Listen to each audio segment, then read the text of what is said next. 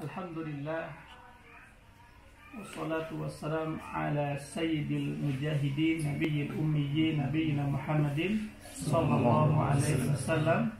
Asyhadu an la ilaha illallah wa asyhadu anna Muhammadan abduhu wa rasuluh alladzi la nabiyya wa la rasula ba'dah, amma ba'd. A'udzu billahi minasyaitonir rajim. Ya ayyuhalladzina amanu taqullaha وقولوا قولا سديدا يصلح لكم أعمالكم ويغفر لكم ذنوبكم ومن يطع الله ورسوله فقد فاز فوزا عظيما. وقال نبينا محمد صلى الله عليه وسلم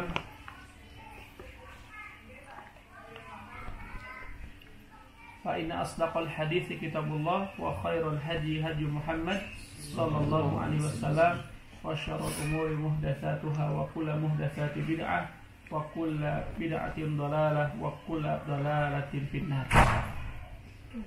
Alhamdulillah, dengan izin Allah kita bisa melangkahkan kaki menepati janji, menyempurnakan amanah dan memenuhi setiap apa yang menjadi komitmen kita ya, kepada Allah Subhanahu wa taala untuk meluangkan waktu, menyempatkan waktu berkumpul dalam rangka untuk sama-sama ya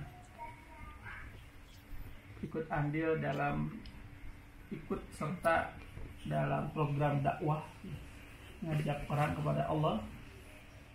Tentu dengan kita juga berusaha untuk memperdekat diri atau memperbaiki hubungan kita dengan Allah, supaya saat mengajak orang kepada Allah itu dipastikan kita juga dekat dengan Allah Subhanahu wa taala.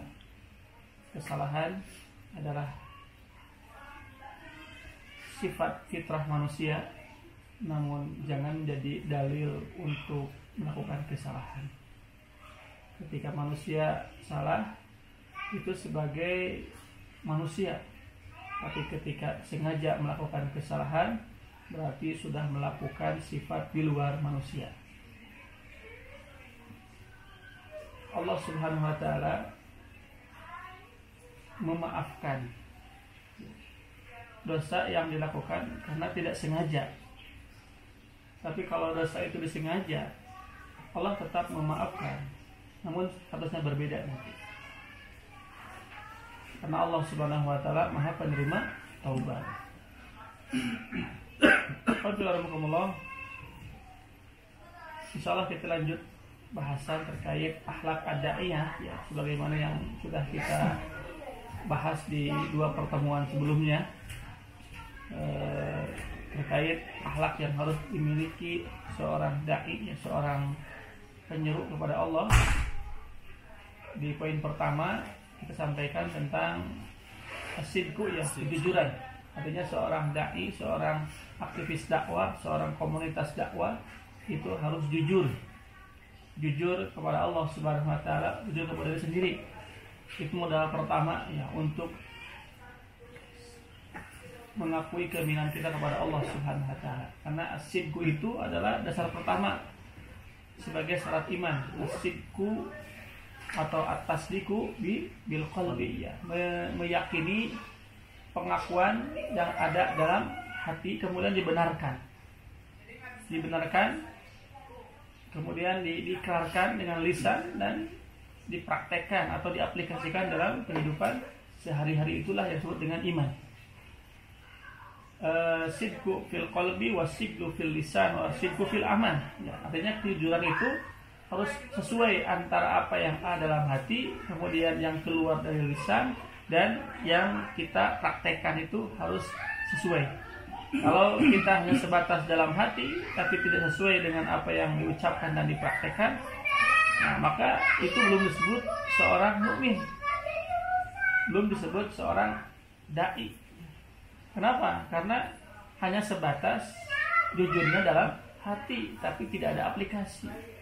Artinya kalau misalkan kita menyadari bahwa kita ini seorang dai ya, duat ilallah, para penyeru kepada Allah, Tapi kalau apa yang diucapkannya tidak menggambarkan isi hatinya, apa yang diaplikasikannya dalam kehidupan sehari-hari juga tidak menggambarkan isi hatinya, maka khawatir terjebak dalam sifat fasik atau sifat munafik. Nauzubillah ini dari. Bismillahirrahmanirrahim.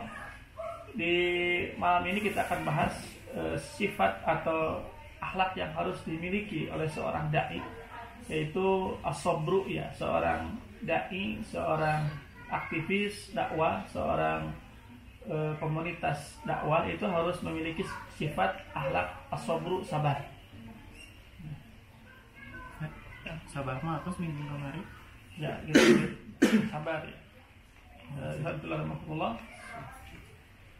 Yang kedua sabar. Jadi sabar dalam pengertian bahwa kita harus menahan diri untuk tetap mempersembahkan amal terbaik ketaatan kita kepada Allah dalam dakwah. Sabar untuk tetap berada di jalan dakwah, tidak terpengaruh, tidak terprovokasi oleh dorongan hawa nafsu atau orang-orang lain untuk meninggalkan jalan dakwah ini, dan untuk tetap sabar dalam menjalani aktivitas dakwah walaupun kita kena musibah. Jadi itu yang harus kemudian kita pahami, ya, bahwa dalam dakwah ini tidak bisa kita tidak bersabar, karena dakwah yang dijadikan poin utama oleh Nabi SAW dalam menyampaikan al-haq itu memang berat ujiannya. Kalau kita flashback ke belakang, di antara para nabi hampir semuanya saat mereka mengajak orang kepada Allah, saat mengingatkan mereka kepada Allah, itu hampir semuanya mendapatkan ujian dan cobaan. Hampir semuanya. Siapa yang tidak merasakan ujian? Semuanya mendapatkannya. Nabi Nuh alaihissalam, Rasul pertama, cobaannya itu muncul bukan dari orang lain, tapi keluarga terdekat, anaknya sendiri, istrinya sendiri. Di saat orang lain mengimaninya, meyakininya, mengikuti apa yang disampaikan oleh beliau, justru di sisi lain anaknya sendiri dan istrinya menolak, bahkan mencibir. Itu resiko dakwah. Jadi dakwah tidak diukur dengan keberhasilan, dakwah diukur dengan proses. Kalaulah diukur dengan hasil, maka Nabi Nuh gagal, karena waktu yang Allah berikan kepada Nabi Nuh kurang lebih 900 tahun untuk berdakwah, hanya mampu membawa seperahu. Artinya kalau dilihat dari jumlah dan waktu sangat lama. Tapi kenapa yang masuk Islam atau yang ikut kepada Nabi Nuh sedikit? Padahal dakwah Nabi Nuh itu dilakukan laila wa nahar, siang dan malam. Sembunyi-sembunyi atau terang-terangan. Maka kalau diukur dengan hasil yang lama, proses yang panjang, maka Nabi Nuh disebut gagal. Tapi ternyata tidak. Nabi Nuh alaihissalam ketika berdakwah tidak disebut Nabi yang gagal, karena tetap masih ada orang yang beriman. Karena prinsipnya Nabi Nuh tidak mundur, tidak keluar, dan tidak meninggalkan dakwah. Jadi gagal dalam berdakwah itu saat kita mundur, saat kita berhenti berdakwah, itulah gagal dalam dakwah. Saat kita menyerah, saat kita kemudian putur, ya, berhenti sejenak, kemudian pergi selamanya, atau turun semangat ketika semangatnya tinggi, atau mundur di saat lari. Nah, itu kondisi di mana menurun. Dan ini kalau dibiarkan terlalu lama, maka akan jatuh pada penyesalan. Namun kalau sekedar kita futur sebagai manusia biasa yang ada kalanya kita juga kesel, ada kalanya kita juga malas dan lain sebagainya. Namun setelah itu kemudian kita melanjutkan perjalanan, melanjutkan aktivitas dakwah, kemudian kita terus menjaga semangat, maka insya Allah itu adalah hal yang biasa. Alhamdulillah. Nabi Lut alaihissalam itu juga sama. Kalau diukur dengan hasil, beliau seolah-olah tidak berhasil karena istrinya tidak ada atau tidak berada di pihak beliau mendukung dakwah, bahkan memfitnah beliau karena telah menerima tamu laki-laki yang pada waktu itu fitnah zaman Nabi Nuh itu kan terkenal dengan sodomnya itu, dengan LGBT. Ya, LGBT kalau hari ini. Ketika ada malaikat yang menjelma jadi laki-laki itu ketika masuk ke rumah Nabi Lut itu yang memprovokasi kepada orang-orang bahwa Nabi Lut pelaku LGBT itu ya istrinya sendiri. Bayangkan, itu difitnah oleh istrinya sendiri, kan luar biasa. Nah itu resiko dakwah itu. Nabi Ibrahim pun demikian, harus dibakar hidup-hidup. Nabi Musa harus dikejar-kejar oleh Fir'aun. Nabi Muhammad alaihissalam harus hijrah dari tempat tinggalnya ke tempat yang beliau tidak tahu dan tidak memiliki keluarga. Tapi karena ini sebuah kewajiban dan resiko dalam dakwah, ya Nabi Muhammad harus mengikutinya karena bagian dari sunatullah. Nah, kalau tidak dengan sabar, maka akan meninggalkan. Kalau tidak dengan sabar, maka Nabi Muhammad juga akan berhenti ketika ditawari oleh orang-orang Quraisy. Keinginannya apa Nabi Muhammad? Kalau pengen istri, aku akan pilihkan istri yang paling cantik. Kalau ingin kejabatan, kami akan angkat sebagai pejabat tinggi. Kalau ingin harta, kami akan kumpulkan harta terbaik. Kalau karena memang itu tujuannya, maka Nabi Muhammad akan berhenti berdakwah. Karena itu tawaran yang menggiurkan, tawaran yang buat secara duniawinya bahagia. Tapi Nabi Muhammad ketika berdakwah orientasinya bukan itu. In ajriya ila Allah, bahwa kata Nabi itu kami hanya ingin diujroh, hanya ingin diberi ganjaran, dibayar oleh Allah Subhanahu wa taala. Kami tidak berharap diberikan iming-iming dunia oleh orang lain, oleh manusia. Nabi Muhammad apa yang dilakukannya hanya ingin diapresiasi oleh Allah Subhanahu wa taala. Makanya dakwah Nabi Muhammad tidak pernah berhenti. Gitu. Jadi ini yang harus dipahami masalah bahwa dalam dakwah pasti ada ujian. Karena ujian itu adalah bagian daripada kehidupan. Jadi itu dakwah wae anger pasti bakal diuji kalau dia mendakwah gitu. Makanya sabarnya para pendakwah itu double.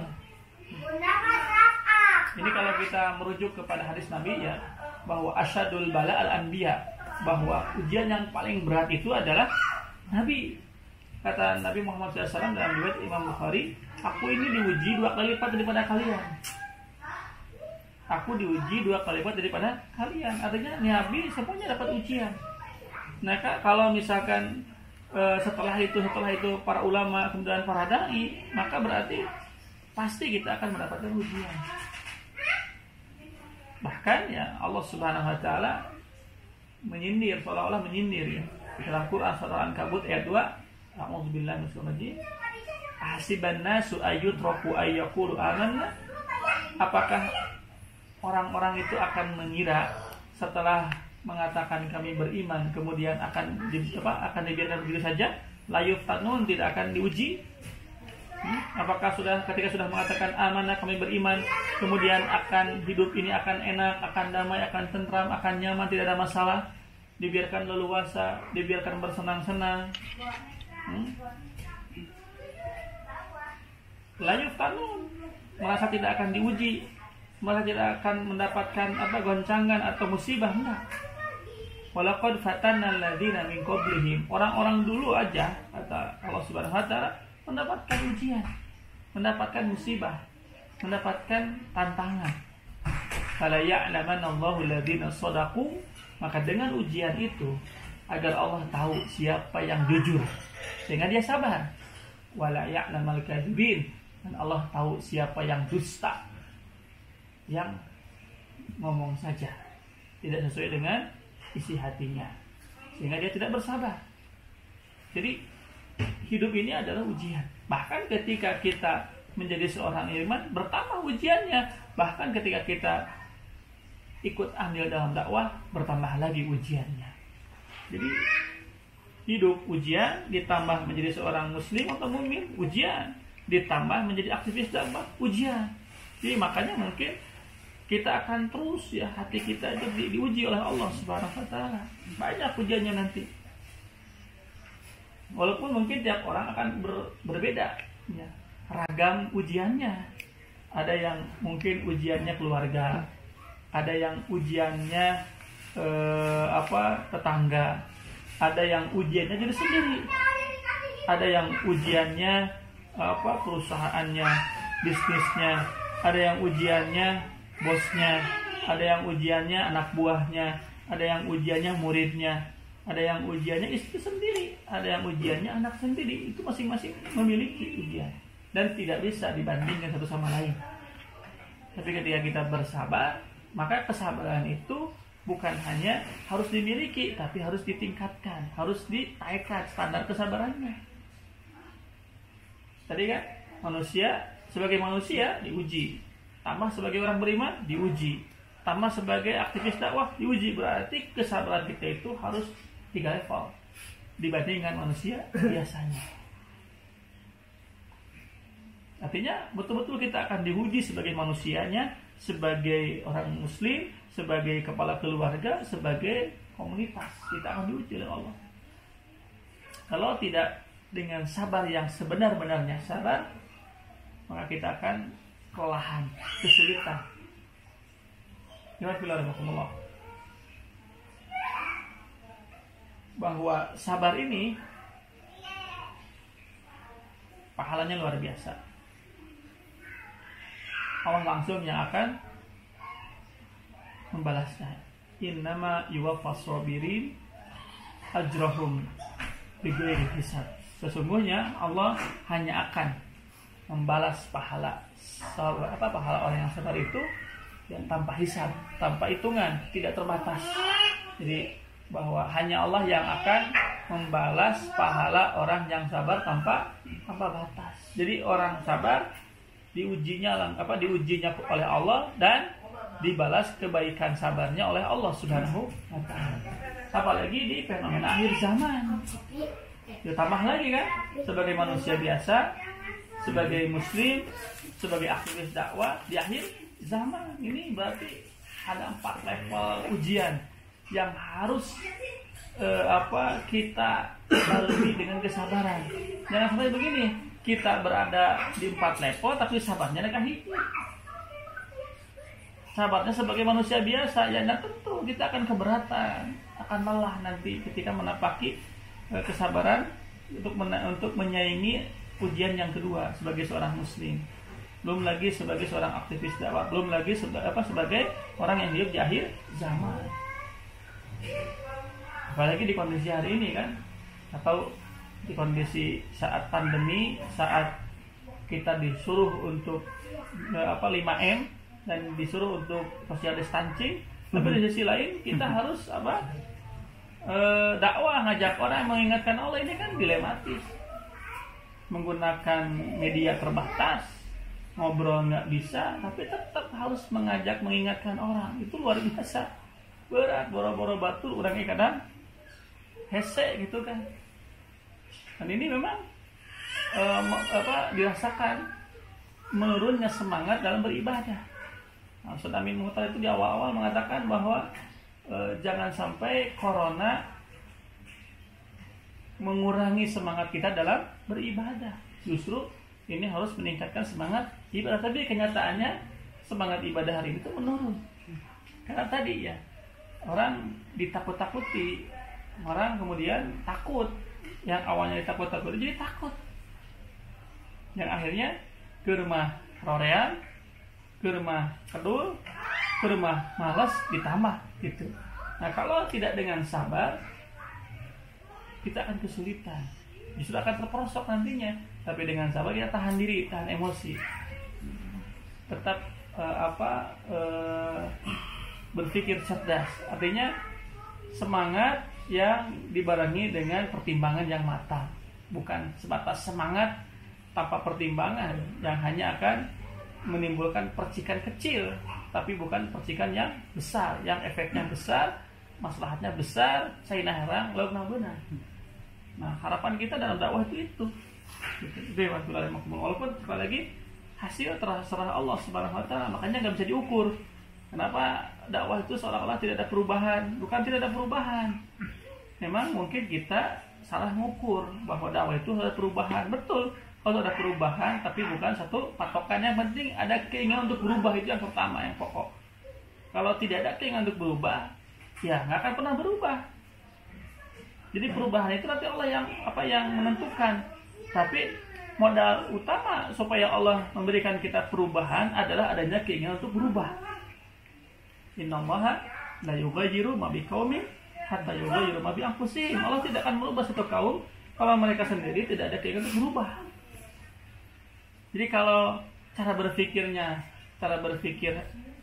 misalkan hansip, ya sebatas jadi hansip. Tapi kalau dia punya keinginan untuk jadi satpam, maka Allah akan berikan dia ujian ketika jadi hansip, ketika dia sabar dalam menjalani pekerjaan sebagai hansip, kemudian berhasil, saya akan menjadi satpam. Karena ada keinginan jadi satpam, maka Allah kemudian berikan kemudahan dengan ujian yang sudah dilaluinya jadi satpam. Kita satpam, kemudian dia pengen menjadi pas pampres, misalkan agak jelang langsung. Itu kalau ada keinginan kemudian dia jujur dan Allah takdirkan bisa. Sekali lagi dengan syarat harus ada keinginan dan harus ada proses kauniyah, ya syar'iyah yang harus dijalani. Artinya tetap harus menunjukkan prestasi kejujuran kita sebagai pekerja gitu. Jadi ketika sebagai seorang karyawan, kalau ada keinginan untuk menjadi seorang leader atau manajer atau bos, ya harus ada tadi cita-cita, keinginan, kemudian dia tunjukkan kejujurannya sebagai seorang karyawan. Berikan pekerjaan yang totalitas profesional. Artinya dia betul-betul total dalam bekerja profesional dengan ilmu, dengan pengetahuan, dengan skill yang kita miliki. Dan dia jujur, insya Allah dengan takdir Allah maka bisa. Jadi perubahan itu memang Allah yang menentukan, tapi harus dilalui dengan siap berubah kita sebagai seorang manusia, sebagai seorang muslim. Itu ada keinginan untuk berubah, maka Allah nanti akan memberikan kemudahan. Nah, sabar pun demikian gitu. Ketika kita sabar tahap 1, sedangkan ujiannya tahap 5, maka harus berusaha untuk mampu bertahan di tahap-tahap selanjutnya. Kan gitunya. Dia main game, main ML, mobil lempeng, mobil lengkok. Nah, gitu kan sama, itu kan ada stage-nya, stage 1, stage 2. Wow. Ayah kan kerumitannya kan berbeda. Level hiji dan level 2 kan berbedanya. Level hiji juga langsung jadi. Level 2 ada tak ngulang heula. Level 3 tak ngulang. Level 4 ngulang tekan gitu kan. Itu beda karek dina game. Nah, dina kahirupan hayang enak naon. Ya. Nah, kita memang harus belajar kepada para gamer, sabar dalam memainkan game. Padahal ke hubul dunia teteh. Tapi kalau kita tidak hubul akhirat, kenapa kita tidak sabar? Nah, Kak Ustaz jadi hubul dunia gamer mah ku setan teh dianter. Namun hubul akhirat jadi serius mah ku setan diulah-ulah. Tapi tetap kan harus sabar. Artinya ya itu ujian buat kita. Mampu nggak kita? Artinya ujian kita 2 kan. Di sisi lain orang masak, yang 3 gamer. Di sisi lain kita nggak boleh. Harus ini yang menjadi pekerjaan kita. Artinya beban kita 2. Beban pengen dan tidak boleh. Kalau mereka mungkin pengen dan dilanjutkan. Makanya tentu berbeda mungkin hasilnya. Balasan dari Allahnya tentu berbeda. Ajrohum, pahalanya dari Allah Subhanahu wa taala itu bighairi hisab, tanpa hisab, sesuai dengan apa yang kita lakukan. Fama ya'mal mithqala dzarratin, sedikit kebaikan Allah balas, banyak kebaikan juga Allah balas. Yang terpenting adalah kita sudah punya keinginan, kemudian punya kemampuan, dan kita coba. Nah, ini yang kemudian banyak menjadikan kita tidak bisa menjadi seorang yang sabar benar-benar. Karena pertama kita tidak punya kemauan, kedua skill yang dimiliki itu tidak dimaksimalkan. Dalam dakwah mah kadang sekare-hare gitu. Beda yang tadi itu adalah urusan dunia, dina urusan pekerjaan, dina urusan bisnis, dina urusan tadi main game, serius tak kadang mah. Tapi kalau dina dalam urusan dakwah sudah nu penting mah asa, nggak ada keinginan untuk profesional, untuk totalitas gitu. Padahal kita saat dakwah ini sedang kerja dengan Allah. Kerja dengan manusia kita akan totalitas profesional, masa dengan Allah tidak? Padahal gaji yang akan didapat dari Allah itu lebih besar, berpuluh-puluh bahkan berjuta-juta kali lipat dibandingkan gaji kita yang didapat dari manusia. Nah, maka kalau tidak sabar tadi, kita sudah berpindah haluan, capek gini kan, tidak menghasilkan dunia. Memang tidak menghasilkan dunia karena kita tujuannya untuk akhirat. Kecuali kalau diniatkan untuk dunia, kita akan dapat dunia, tapi akhirat belum tentu kita dapatkan. Makanya ya sabar dalam dakwah itu lelah pisan. Energi terkuras, pikiran terkuras, semangat terkuras. Wah, gitu kan. Makanya itu akan sangat dipengaruhi oleh seberapa jujur kita dalam ikhlas kepada Allah Subhanahu wa taala. Jadi kalau berangkatnya keikhlasnya yang dituju adalah ridho Allah, insya Allah seberat apapun ujian, maka Allah akan teguhkan hati kita. Karena kita ada keinginan yang kuat. Yang kita inginkan itu adalah Islam tegak. Islam kemudian ja'lu wala yula, berada di atas. Islam bisa dirasakan oleh siapapun. Islam menjadi rahmatan lil alamin. Harapannya itu kan dakwah itu semua orang beribadah kepada Allah Subhanahu wa taala. Semua orang bisa menjalankan aturan Allah dengan leluasa tanpa merasa khawatir, tanpa merasa takut. Itu harapannya. Walaupun nanti yang mewujudkannya Allah, cuman ikhtiar kita. Hasilnya siapa yang merasakan? Allah a'lam. Jadi bukan kita, tapi anak cucu kita. Jadi bukan mereka, tapi turunan kita. Gak jadi masalah. Yang penting posisi kita jelas. Sama-sama ikut andil dalam memperjuangkan hak kita sebagai orang muslim untuk mau hidup di bawah naungan Islam. Karena itu adalah kewajiban kita untuk menjaga dan mengamalkan ajaran Islam supaya kita bisa mengabdi kepada Allah Subhanahu wa taala dengan leluasa, dengan tenang hati, dengan nyaman. Begitu ya, maka ini yang harus dipahami, sabar nih. Kalau tidak sabar, wah kita akan kesulitan. Memang sekali lagi, ya, kita bebannya berat tadi. Sekali lagi, sebagai manusia, sebagai seorang muslim, sebagai aktivitas dakwah dan sebagai orang yang hidup di akhir zaman. Contoh aja gambarannya Nabi SAW menggambarkan, ya'ti 'alan nasi zamanun ya'kuluna riba faman lam ya'kuluhu asabahu min gubarihi. Nabi SAW dalam hadis riwayat Imam Ahmad, Imam Abu Dawud disahihkan oleh Syekh Albani bahwa kata Nabi SAW, ya'ti 'alan nas, ya, kelak akan datang pada manusia zamanun, suatu zaman, ya'kuluna riba, siapa yang para pemakan riba, faman lam ya'kul asabahu min gubarihi. Jadi akan datang suatu zaman, maka siapa yang tidak makan riba, maka dia akan terkena debunya. Jadi nanti di akhir zaman itu kita itu akan kebagian debunya karena menjalarnya praktek riba. Kebagian debunya. Bisa jadi mungkin karena tidak ada ikhtiar kita untuk mencegahnya. Dan betul-betul hari ini memang yang paling berat dalam penegakan nahi munkar itu adalah pemberantasan riba. Kalau zina itu cenderung susah. Maksudnya begini, kalau zina mah kan orang berpikirnya besar gitu kan, sieun, gitu kan, judi sieun. Tapi kalau riba kita ditipu dengan istilah apa kira-kira? Bunga. Nah, bunga itu harum atau haram? Haram. Bunga itu harum, Haram. tapi haram. Nah, gitu kan, itu kan luar biasa. Ini mah bunga. Kenapa riba disebut bunga? Nah, karena mereka tadi ingin menipu kita. Memang mekar. Jadi uang dengan riba itu mekar. Tapi ini kalau bunga ya betul harum. Kalau ini haram. Mekar. Susah gitu kan. Dan prakteknya kan banyak di kita dan tidak terasa. Mungkin kita juga melakukannya. Contoh kecil misalkan, Om, saya butuh motor antum digadekan ke anak lah, gitu kan? Banyak yang masih seperti ini, motor antum digadekan ke anak, karena dipakai. Banyak orang yang tidak tahu bahwa itu riba, dah riba. HP antum kita ya HP mana digade, namun HP itu karena dihurungkan diange anak riba, melakukan riba. Saya ya deh di gade kasih om, misalkan atau pinjem lah atau gade lah, misalkan om ya, motor saya digadekan kasih om. Oke. Kemudian pas hujan agak berat, saya ngiyuhan di rumah di om itu dibawa nih.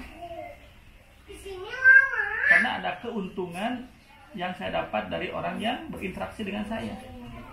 Para ulama sebenarnya gitu tah. Jadi ketika kalau nggak salah Imam Ahmad ya, hujan, kemudian beliau tidak mau berteduh di satu rumah karena dia itu ada hubungannya transaksi atau gade dengan Imam Ahmad. Prinsipnya adalah begini. Dalam gade itu tidak boleh ada keuntungan yang didapat dari barang orang. Harusnya HP itu ketika digade itu saya simpan, karena kan dia butuh uangnya. Nanti kalau memang 2 bulan tidak lunas, baru akarnya berubah, yang tadinya gade menjadi jual beli, begitu ya. Om, ini gade tanah, maka tanahnya tetap milik saya, digarap ke saya, maka sertifikatnya bisa om. Ketika tanahnya dalam waktu 2 bulan tidak bisa saya tebus, maka bisa berubah kan, bisa berubah jadi jual beli. Kalau misalkan tanahnya si om digarap itu riba. Kalau saya minjem kan, beliau dapat keuntungan dari minjem, itu riba. Sampai segitu. Nah, ini banyak.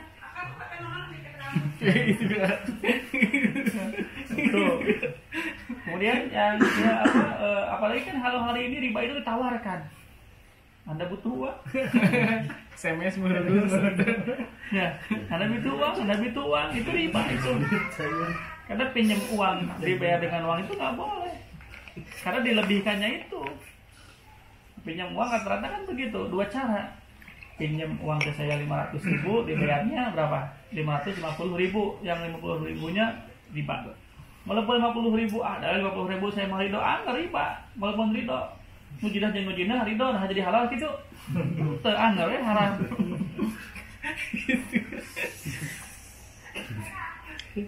Atau pinjam 500.000 ke saya dikasih 450.000, dia harus bayar 500.000, anggar riba. Kan banyak yang ditawarkan kan, sumi kau bumi kan ini itu kan diketrokan katuang dagang ditawaran kan mah lagi atas kirim kan, katakan kan ada mah aya nu harian, anu mingguan, anu bulanan, wih itu mah riba tuh, mencari Zaman per jam. tapi kan nggak ada kalimat yang sangat-sangat subhat ya, maksudnya sangat-sangat jahat ya. Aja nama tombro nu halal nu haram ge hese saha. Itu dalam rangka untuk menjustifikasi kehalalan yang haram. Itu sah, justru yang haram banyak yang halal hese. Itu Imam Bukhari. Kalau dalam versi riwayat Imam Bukhari, ya'ti 'alan nasi zamanun la yubalil mar'u ma akhadha minhu amin halal aw min haram. Akan datang suatu masa di mana orang sudah tidak memperdulikan lagi sesuatu yang ia dapatkan apakah halal atau haram. Nu penting mah beuteung sabeuh, boga imah, boga motor, are tibra, cenah gitu. Itu bahaya itu. Sekali lagi bahaya, ini fenomena akhir zaman hari ini kan begitu. Orang sudah tidak peduli lagi. Jadi kurangnya jadi bingung itu emang halal atau kumaha kan.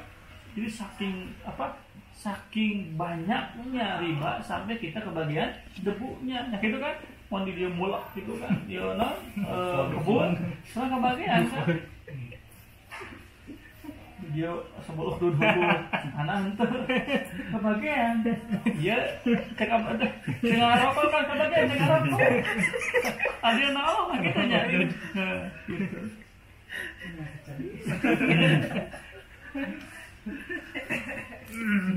Tidak, itu buat berat, betul-betul berat. Jadi sebagai seorang manusia, sebagai seorang muslim, sebagai aktivis dakwah di akhir zaman, kalau tidak ditingkatkan atau tidak dibarengi dengan ilmu dan amal sehingga kesabaran kita juga terus bertambah, ini resikonya besar. Paling banyak yang terpengaruh gitu, banyak wahhabita. Makanya Dr. Fatih Yakan itu bikin sebuah judul, walaupun ini terjemahannya ya, jangan berguguran di jalan dakwah. Maksudnya apa? Nanti kita akan bahas di saat itu. Bismillahirrahmanirrahim. Kita sekali lagi nggak tahu nasib seseorang, termasuk juga nasib kita seperti apa. Gitu. Walaupun pengennya ya tetap kita fight-nya tetap gitu, jadi matinya di atas ring. Kalau sampai kan nggak melemparkan handuk putih atau kita menyerah sebelum kita bertanding. Nah, syukur-syukur orang eleh atau maut gak jadi masalah, tapi tetap sebagai petarung gitu, tidak terpukul, tertarung tapi merasa menang kan, jamin awal gitu. Ada saya mau nyeri kan, saya mah tidak pernah eleh, ada pernah gelut-gelut atau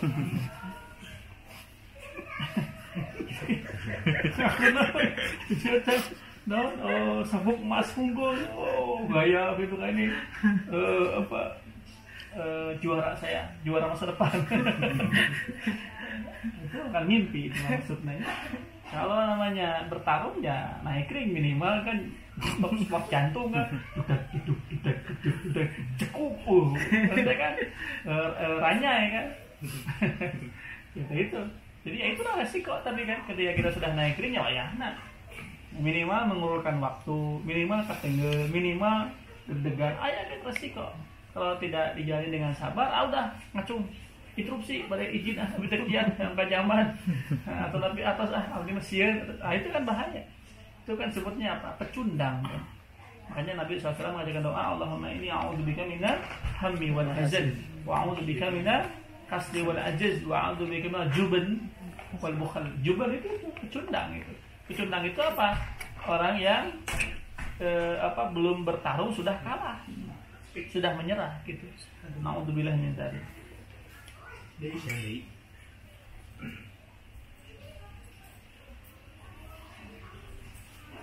itu ya, jadi memang ujian. Ya.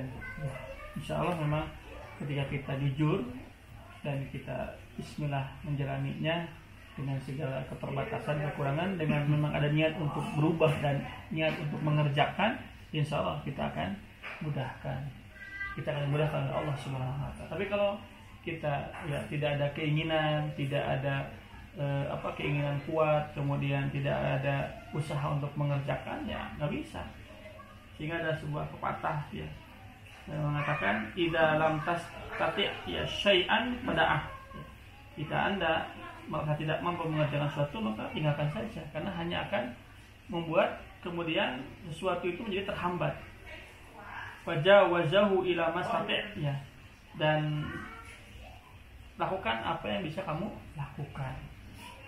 Ya, kita memang mampunya ini lakukan, tapi kalau enggak ya udah nggak apa-apa, serahkan kepada orang lain. Karena sabar itu menuntut kita untuk berpikir betul-betul cerdas. Jadi bekerja keras dan cerdas dengan tetap ya hati itu tetap terjaga hubungan baiknya dengan Allah Subhanahu wa Ta'ala.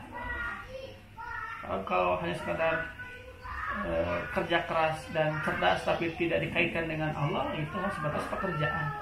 Walaupun hasilnya bagus, belum tentu dapat ridha Allah Subhanahu wa Ta'ala. Itu mungkin banyak orang yang merasakan ini kita dakwahnya sampai kapan? Terus indikatornya apa? Kita disebut berhasil dalam dakwah. Ya.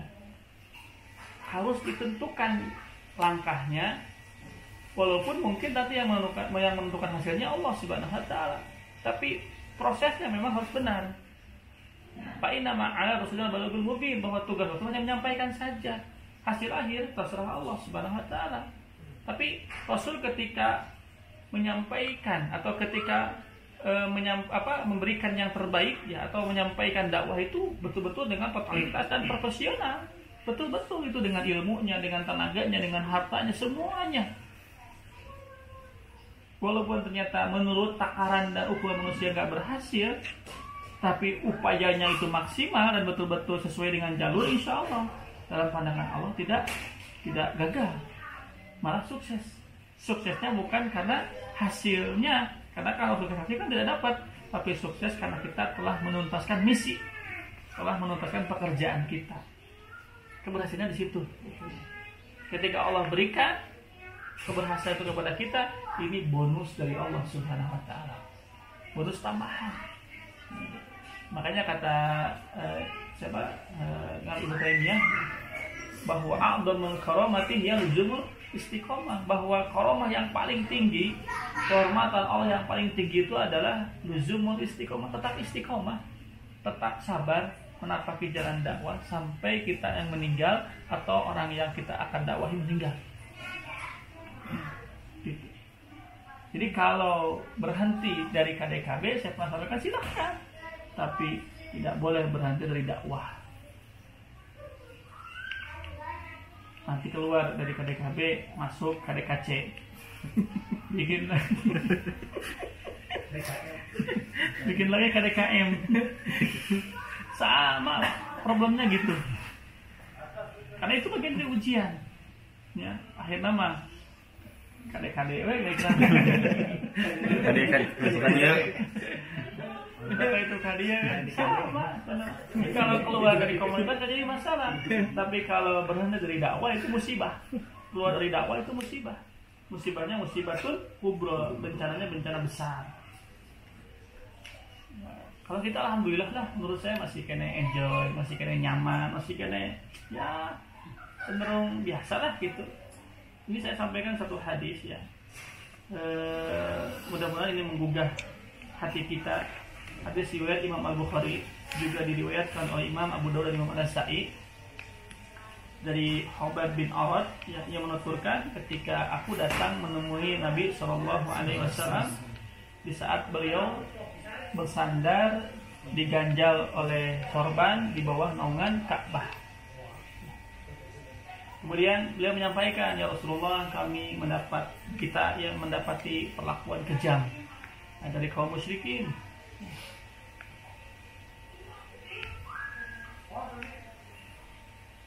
Maka kemudian kata Hubab bin Arad, Rasul, kenapa Anda tidak mendoakan untuk kita agar Allah berikan pertolongan kepada kita untuk membinasakan mereka? Kemudian Nabi SAW duduk dan wajahnya memerah. Nabi mengatakan, laqad kana man qablakum, kata Nabi, dulu orang-orang sebelum kalian, la yumsatu bimisyatil hadid maduna idhamihi min lahmin aw asabin. Dulu ya, orang-orang dulu atau orang-orang dahulu sebelum kalian itu ada orang yang disisir dengan besi sampai syaraf dan daging itu terkelupas. Ma yasrifuhu dzalika an dinihi, perlakuan mereka kepada saudara-saudara kita dulu tidak merubah dan tidak mengurangi keimanan mereka kepada Allah Subhanahu wa taala. Tidak menggoyahkan agama mereka, tidak menggoyahkan semangat dakwah mereka. Saya akan disisir dengan besi sampai daging dan sarafnya itu terkelupas.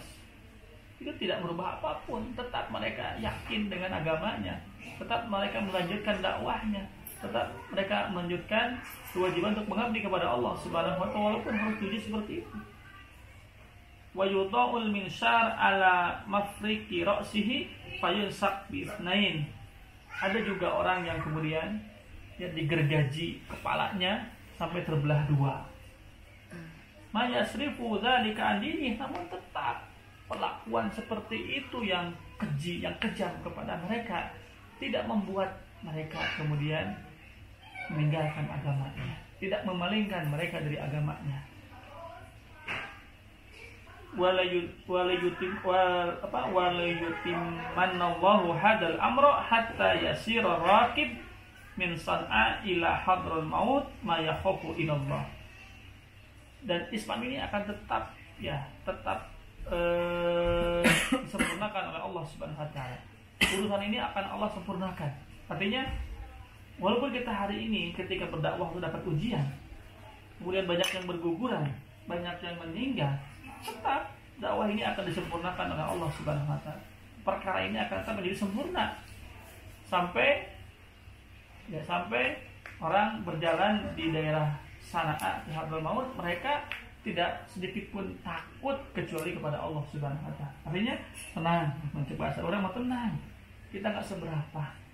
Suatu saat kita akan merasakan ketenangan dan kenyamanan. Lewat di daerah Sana'a dan Hadramaut itu nggak ada sedikit pun ketakutan. Jadi daerah itu kan daerah istilahnya itu daerah Las Vegas, daerah perampok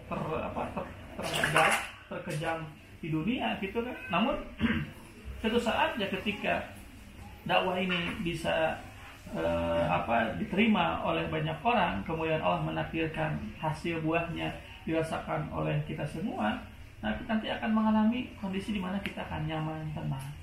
Hari ini kita diuji oleh Allah Subhanahu wa taala. Kamu tuh nggak seberapa. Kan di kukumaha gitu cik istilah nama. Oh dulu kan sampai ada yang disisir tadi dengan apa? Dengan sisir besi sampai daging dan sarafnya kelupas, sampai yang digergaji. Kan di kita belum ada. Kan itu terang-terangan kalau dulu tuh. Hari ini kan dieksekusi ya kan, terus sembunyi di selumutan hasilnya begini dan begitu. Oh dulu terang-terangan di umum gitu, digergaji supaya kita takut. Tapi sedikit pun sekali lagi tidak membuat mereka gentar, tidak membuat mereka berpaling dari agama, tetap mereka yakin. Itu luar biasa. Waladibu ala ghanamihi walakinnakum tasta'jilun ya. Nanti ya suatu saat kita akan merasakan ketenangan, kenyamanan. Sampai kambing tidak merasa takut kepada serigala. Jadi akur ini mah. Jadi memang ada kondisi di mana seperti itu nanti, walau alam zaman siapa ya, tahun berapa gitu. Jadi tidak ada lagi kerusakan, tidak ada lagi pertikaian, pembunuhan, nggak ada. Kapan walau alam gitu. Jadi kambing dengan serigala akur itu tidak, ini mah hewan aja akur, apalagi manusia. Jadi nggak ada yang mabuk, nggak ada yang zina, nggak ada yang sering membunuh, nggak ada. Kapan walau alam. Itu yang disebut oleh Roniha dulu Golden Age, masa keemasan. Sebagian berpendapat setelah zaman Nabi Isa alaihissalam. Jadi walau alam. Kayak dari kapan, tahun berapa kita nggak tahu. Ya. Tapi kalimat ini yang membuat saya tercengang ya, atau merasa malu ya. Walakinnakum tasta'jilun. Tapi antum itu berusuhan, gurung-gusuh, tergesa-gesa. Gitu. Tidak sabar. Gitu kan? Tidak sabar menjalani ujian ini. Tasta'jilun, tergesa-gesa, isti'jal. Terlalu cepat ingin mendapatkan hasil. Sabarlah. Terus sabar. Kalem we. Mungkin kayak wakosna. Gede bantulah rahimahullah. Di mana sabarnya tak luas tadi sekali lagi. Sabar dalam arti bukan diam tadi. Sabar tetap teruskan, kerjakan tugas walaupun mungkin capek. Selesaikan tugas walaupun mungkin berat. Karena itu bagian dari kesabaran kita. Nah, itu imanullah rahmatullah.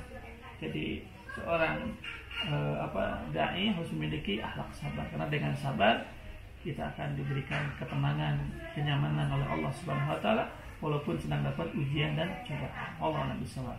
Jadi pekerjaan yang numpuk, tugas yang banyak, kalau dijalani dengan sabar, insya Allah ya, kita akan diberikan kemudahan oleh Allah Subhanahu wa taala selama ada kemauan dan kita punya kemampuan. Maka nanti Allah akan berikan kemudahan. Inna ma'al usri yusra. Dalam kesulitan ada kemudahan. Tapi kalau tidak ada kemauan, kemampuan yang besar pun sia-sia. Kemampuannya besar tapi nggak ada kemauan, juga buat apa? Gitu ya, warahmatullah. Maka sabar, terus lanjutkan. Sabar, jangan tergoda terpengaruh oleh orang lain. Sabar ketika kita diuji oleh Allah Subhanahu wa taala dengan musibah yang mungkin membuat kita keluarga menjadi berat. Sabar istri sakit, sabar anak sakit, harus ke dokter. Hal itu ujian gitu. Tapi jangan kemudian, aduh saya izin, aduh saya berhenti dulu deh, mau off dulu dari dakwah ini karena harus ngurus keluarga. Tetap tuntaskan pekerjaan Anda dengan keluarga, tanpa mengurangi semangat dakwah. Tetap kualitas dalam berdakwah tanpa mengurangi kecintaan dan perhatian kepada keluarga. Begitu yang dibenarkan. Begitu itulah yang disunahkan oleh Nabi Shallallahu Alaihi Wasallam. Begitu ya, jangan sampai juga kita semangat dalam dakwah tapi dakwah di keluarga acak-acakan. Nggak boleh gitu. Di luar kita semangat tapi di dalam tidak. Di luar kita jadi singa, di dalam kayak kucing, nggak boleh. Ketika di luar jadi serigala, di rumah harus dihormati sebagai singa gitu. Atau sebaliknya, di rumah serigala, di luar kucing hitam. Harus jadi singa yang tetap singa. Singa dakwah, asad dakwah ya. Jadi singa dakwah itu yang di luar dan di dalam tetap jadi sebagai dai, sebagai singa dakwah begitu. Artinya di luar kita segani, di rumah juga dihormati. Begitu. Maka mudah-mudahan kita yang membuat anak-anak kita menjadi inspirasi. Anda atau mau ditanya ke keluarga nanti atau ke guru nanti, pengen seperti apa? Pengen seperti bapak. Pengen seperti apa? Iron Man, kan bahaya. Aduh, kita nggak jadikan figur karena kami tahu bapak Ali mas naon baludan, bawa bisa ke atau kedua bukan musibah ketika anak kita tidak tertarik dan tidak termotivasi oleh kita. Alhamdulillah ini. Nah itu ya Allah. Jadi memang ujian ini kita ujian manusia, ujian Islam, keislaman, keimanan, ujian kita sebagai aktivis dan ujian kita di akhir zaman. Maka barengi dengan ilmu, amal, tingkatkan kesabaran kita. Double itu yang mau dirasakan. Kalau kira-kira memang kita mau keluar silahkan, tapi bukan keluar dari komunitas. Ya bukan keluar dari Islam, tapi keluar dari komunitas. Silahkan. Bakal gitu-gitu kayaknya gitu. Karena prinsipnya prinsip dakwah. Komunitas manapun akan gitu. Tapi kalau berhenti dari dakwah, ya nggak boleh. Tapi kalau dari komunitas silahkan. Selama itu menurut kita baik. Tapi insya Allah tidak ada yang terbaik kecuali saat kita ikut kontribusi untuk mendakwahkan Islam dengan apa yang kita mampu melakukannya. Dengan kita juga berusaha untuk memperbaiki diri sehingga saat kita berdakwah betul-betul kebaikannya dirasakan oleh kita dan oleh orang lain atas izin Allah, atas kebaikan dan ridho Allah Subhanahu wa taala. Allah bismillah. Barangkali itu sampaikan. Terima kasih. Assalamualaikum warahmatullahi wabarakatuh.